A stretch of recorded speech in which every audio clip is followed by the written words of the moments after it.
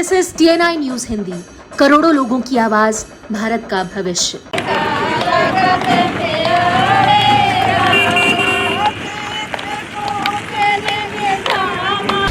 तुम लोग मानोगे ही नहीं, हमको घोड़ी पे चढ़ाए हुए बहुत जल्दी होगी और आप अपना सूट तैयार रखिए।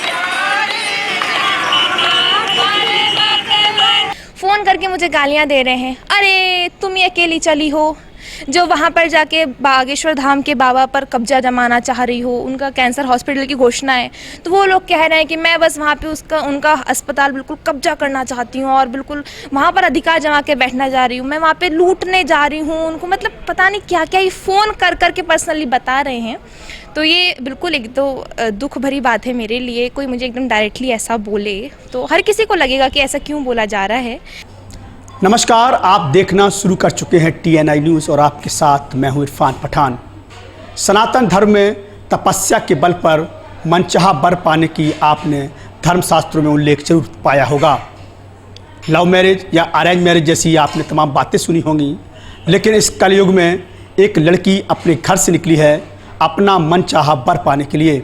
बुंदेलखंड की तपती धरती के साथ साथ तमाम परेशानियों और दुश्वारियों को झेलती हुई शिवरंजनी तिवारी बुंदेलखंड के महोबा पहुंची हैं। वो धीरेन्द्र शास्त्री को अपना प्राणनाथ मानती हैं और यही वजह है कि सर पर गंगा जल का कलश लेकर वह पदयात्रा कर रही हैं। उनके परिवार के लोगों के साथ साथ जगह जगह भक्त उनका स्वागत भी कर रहे हैं, लेकिन इस बीच तमाम दुश्वारियां उन्होंने सही हैं। उनसे हम सीधी बातचीत करेंगे और जानने की कैसे कोशिश करेंगे कि आखिरकार उनके क्या अनुभव रहे। मेरे साथ शिवरंजनी तिवारी जी हैं जो बागेश्वर धाम को अपना प्राणनाथ मान चुकी हैं और अब महोबा से बागेश्वर धाम की दूरी कुछ ज़्यादा नहीं है। ऐसे में हम सीधा शिवरंजनी तिवारी से बात करने की कोशिश करेंगे कि आखिरकार मन में ऐसी कौन सी मनोकामना है जिसको लेकर वो सर पर कलश लेकर गंगोत्री से निकली हैं। शिवरंजनी जी, एक अनोखा तप जो पहले देवी देवताओं ने किया, माँ पार्वती ने किया, वैसा ही एक अनोखा तप आप कर रही हैं। क्या संदेश देने की कोशिश है और आखिरकार बागेश्वर धाम जाने की जल्दबाजी क्यों है?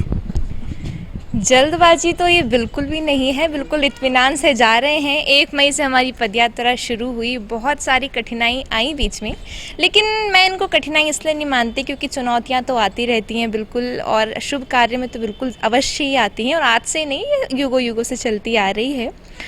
और पूज्य महाराज श्री की जो एक छवि जो मेरे मन को बहुत ज़्यादा भा गई और जिसको लेकर मैं एक्चुअली इसका खुलासा भी नहीं करना चाह रही थी, मैं वहीं जाके करना चाह रही थी, लेकिन आपने पूछा है तो मैं अवश्य बताना चाहूँगी।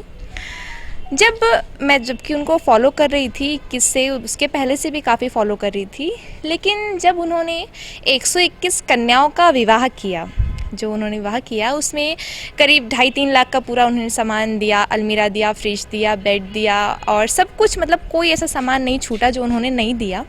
लेकिन उन्होंने बहुत ज़्यादा भावुक होकर एक बात बताई थी कि वो एक दुख था जो उन्होंने व्यक्त किया था और वो मुझे बहुत ज़्यादा, मतलब हृदय को बिल्कुल छू ही गया। उन्होंने कहा था कि मैं सब कुछ दिया लेकिन मैं अपनी गरीब बहनों को 2 व्हीलर मोटरसाइकिल नहीं दे पाया। तो उसी समय मैंने सोच लिया, मैंने प्रण कर लिया कि मैं अपनी गरीब बहनों को, जबकि हालांकि मैं केवल 20-21 साल की हूँ, मेरी इतनी सामर्थ्य मुझे ऐसा लगता है नहीं है, लेकिन मैंने प्रण फिर भी कर लिया कि अब तो 23 का हो ही चुका है, 24 में जब वो फिर से जो विवाह का पूरा सम्मेलन करेंगे, 151 जो कि मुझे खबर है लगभग कम से कम 151 कन्याओं का तो होगा ही। तो मैंने ऐसा संकल्प किया है, ये मेरा प्रण ही है कह लो, कि इस बार जो विवाह होगा 2024 में, उसमें 2 व्हीलर जितना भी मैं दे सकूं, 100-150 जितना मेरी सामर्थ्य हो पाएगी, मैं अपने तरफ से देना चाहूँगी निःशुल्क। क्या लगता है, गंगोत्री से शुरुआत की, 1150 किलोमीटर तकरीबन आप महोबा आ चुकी हैं, तो तमाम दुश्वारियाँ भी हुई होंगी, कैसी समस्याएं सामने आई, किस तरीके से फेस किया इन समस्याओं को आपने?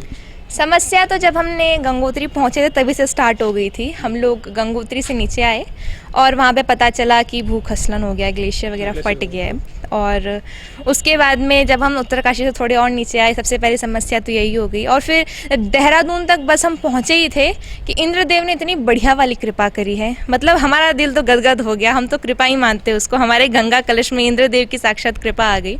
और फिर इंद्रदेव की कृपा लगातार बनी रही हमारे साथ में, कानपुर प्रयागराज तक, बरेली में भी थी।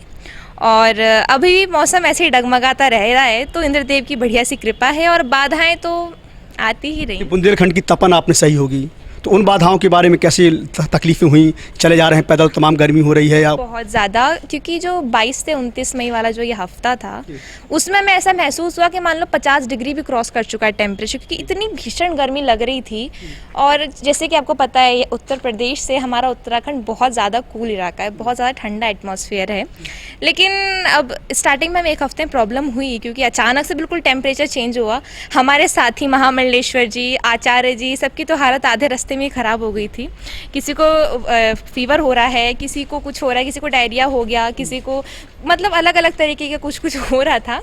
लेकिन फिर भी अब कठिनाई से तो हमको लड़ना पड़ेगा ही, हम तो रोक नहीं सकते ना अपनी यात्रा को। अच्छा, कुछ ऐसे लोग भी मिले होंगे जो आपसे प्रभावित हों, और तमाम ऐसे लोग हों जो आपका स्वागत भी कर रहे होंगे, ऐसे भी तमाम जगह जगह जहाँ पे हम लोग जा रहे थे हमारी गंगा कलश यात्रा, क्योंकि आप सभी लोगों ने हमें इतना फेमस कर दिया था, हम जहाँ जा रहे थे वहीं हमारा बहुत भव्य दिव्य स्वागत हो रहा था।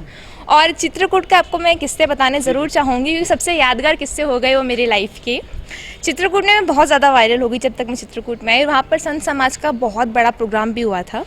तो जब वहाँ मैंने कामता नाथ की कामतगिरी की जो करीब 5 किलोमीटर की परिक्रमा है, और मेरा मन तो ऐसा बस गया था, मैं एक दिन में 4 से 5 परिक्रमा रोज कर रही थी। हम लोग 4 दिन वहाँ रुके थे। तो जब हम वहाँ पे परिक्रमा करते थे, जो संत वहाँ पे घूमते थे वो भी राम नाम धुनी करते थे, वो एक ही बात कहते थे, बेटा शिवरंजनी अभी तो अकेले कर लो, अगली बार आना तो जोड़े से साथ में करना। और हम लोग हनुमान धारा गए, माता अनुसुईया जी के दर्शन में गए, और स्वटिक शिला में, मतलब जहाँ जहाँ चित्रकूट में तो बिल्कुल क्या ही बताऊँ, जिस रास्ते से हम निकले और जो भी संत हमें मिले, एक ही सेंटेंस, अभी बेटा कर लो, अगली बार सीधे जोड़े से ही आना। मैं जिस किसी संत को प्रणाम करूं, बेटा अभी अकेले प्रणाम कर रहे हो, अगली बार क्यों आना। बहुत बहुत आशीर्वाद मिला। और ये जो शादी का मैटर था, अब हालांकि मैंने इसमें कहीं खुलासा नहीं किया कि मैं शादी करने जा रही हूँ, प्रस्ताव लेके जा रही हूँ, लेकिन जो भी न्यूज़ में चल रहा है हर किसी को ये सही लग रहा है। आप तो प्राणनाथ मान रही ना? प्राणनाथ मैं मानती थी, प्राणनाथ का मतलब समझ रहे हैं? हूँ और रहूँगी प्राणनाथ, क्योंकि मैं उनको भगवान मानती हूँ। भगवान मतलब वो जिनसे कोई भी मन की बात छुपी ना रह सके, और हर कोई जो मन की बात पहचान ले।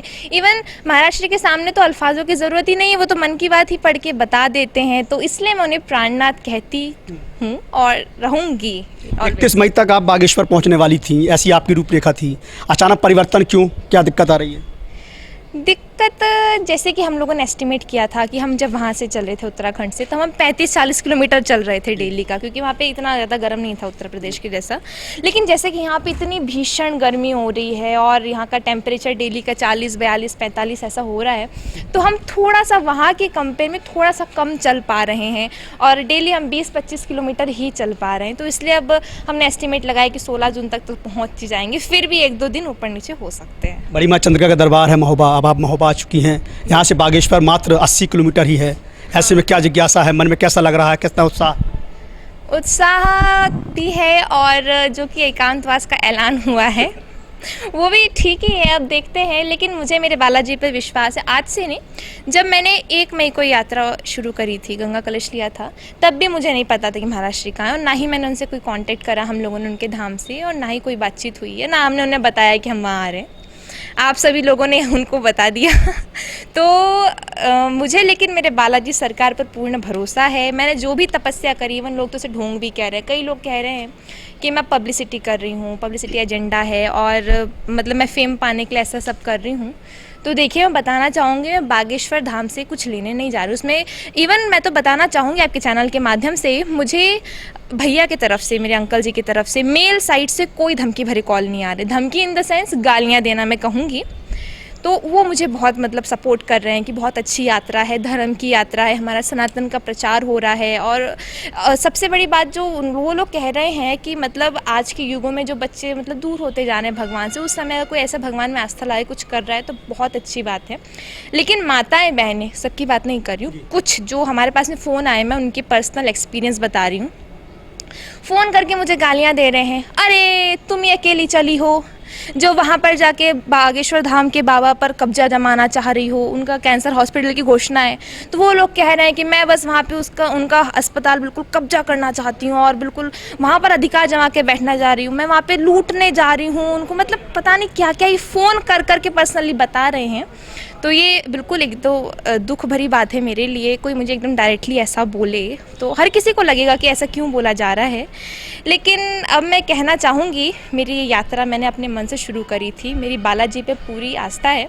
उसमें कुछ कमेंट थे कि देख लेना महाराज जी दर्शन ही नहीं देंगे, कमेंट थे, और उनको फ़ोन करके बताया आपको भरोसा गया। है? मुझे भरोसा है मेरे बालाजी सरकार पे, अपनी तपस्या पर। अगर इसमें कुछ भी अगर सच्चाई होगी, मन संतों के आशीर्वाद में, बोलते हैं संत के आशीर्वाद से बड़ा कुछ नहीं होता, अगर उनके आशीर्वाद में, मेरी तपस्या में और बालाजी सरकार की मेरी जो भक्ति है उसमें अगर कुछ भी सच्चाई होगी तो मुझे महाराज जी के दर्शन मिलेंगे मिलेंगे मिलेंगे। इस कलयुग में गंगा कलश यात्रा लेकर आप निकल रही हैं, और अगर परिणय सूत्र पे बंध जाती हैं तो ये एक पर मतलब इस शास्त्रों में जो उसका उल्लेख है, तो क्या लगता है किस नज़र से देखती हैं आप इसको, अगर ऐसा होता है तो? इस बारे में तो मैंने कहीं कुछ कहा नहीं, आज भी कुछ नहीं कहूँगी। हर कोई कहते हुए गोल गोल जवाब दे देती हूँ। तो देखिए, इस बारे में जो भी अब खुलासा होगा वहीं जाके 16 जून को ही होगा। सबसे पहली बात है दर्शन मिल जाए। अभी तो फिलहाल वो एकांतवास में जा रहे हैं, लेकिन मुझे मेरे बालाजी पे भरोसा है, वो मुझे दर्शन। एक कथावाचक, एक गायिका और एक MBBS की छात्रा, तीन गुण लेकर आप चली हैं, तो क्या लगता है कि जब वहाँ पहुँचेंगी और शायद ये प्रस्ताव के रूप में, मैं अपनी तरफ से कह रहा हूँ, शायद ये प्रस्ताव के रूप में क्या स्वीकार हो जाएगा, क्या लगता है?